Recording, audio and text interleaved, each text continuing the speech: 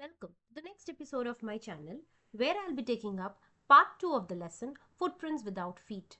Now in the previous video we saw how Griffin the scientist had learned to become invisible, and after some misadventures he had to leave the city of London and move to Iping, which was on the countryside.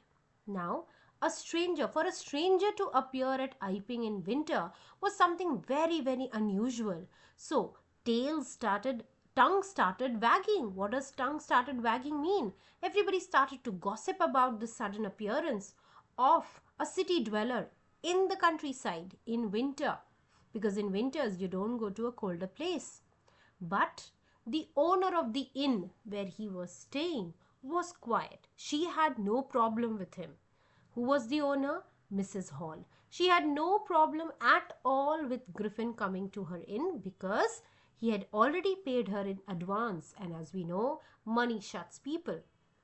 So she was very okay with Griffin staying with her in winter, number one, and number two, also with Griffin not talking to anyone, living in himself, because Griffin had clearly told her that he had come to give Iping only after he wanted to have a little solace, he wanted to have peace, as he had recently met with an accident, and that accident had affected his face, which answered for his strange appearance, which answered for his bandages, and the way his face was covered with bandages and everything. So that answered all the doubts which were there in Mrs. Hall's mind regarding his appearance.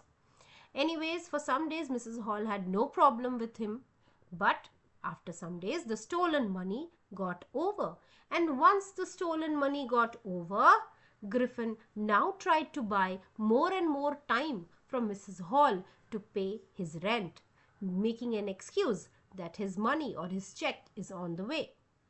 Now Griffin had a problem. He had to arrange for money very soon because he had to pay Mrs. Hall.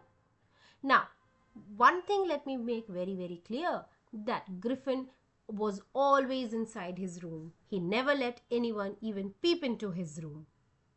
Till now, Mrs. Hall had no issues with any of his eccentric behavior because he had paid her in advance. But now, let's keep one thing in mind, that money is over. Anyways, Griffin broke into a clergyman's house. Clergyman is a kind of priest who does funeral service. He broke into his house to steal money. The clergyman and his wife were sleeping when they heard some sound in their house. Immediately, the clergyman, with a poker in his hand, tried to encounter the thief. But when he opened the room, there was no thief and the coins were gone. He could hear the sound of the coins, but nobody taking the coins. That was very extraordinary.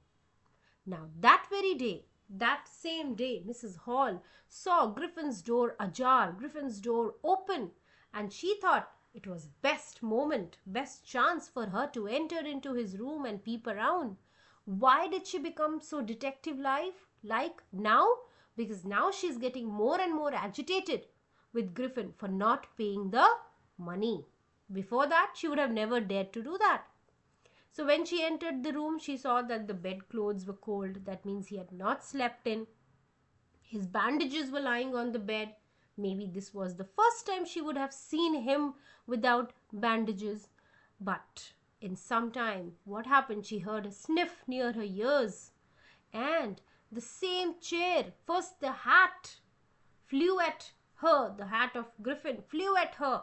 Secondly, the same chair on which her loving mother used to sit, dashed towards her and threw her out of the room.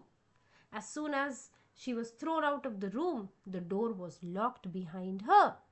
She was very hurt, more mentally than physically. Why mentally? Because it was the same chair on which her loving mother used to sit, and today the same chair is attacking her. So she called the village constable secretly to arrest Griffin. Why? Two reasons. Number one, secretive behavior, chair attacking her, and from that same locked room after some time where there was no one, Griffin came out.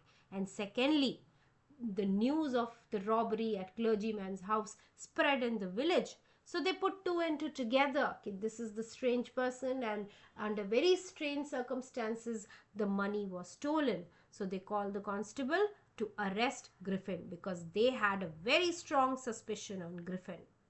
But when the village constable, Mr. Jaffers, came, he saw something which was very, very spectacular.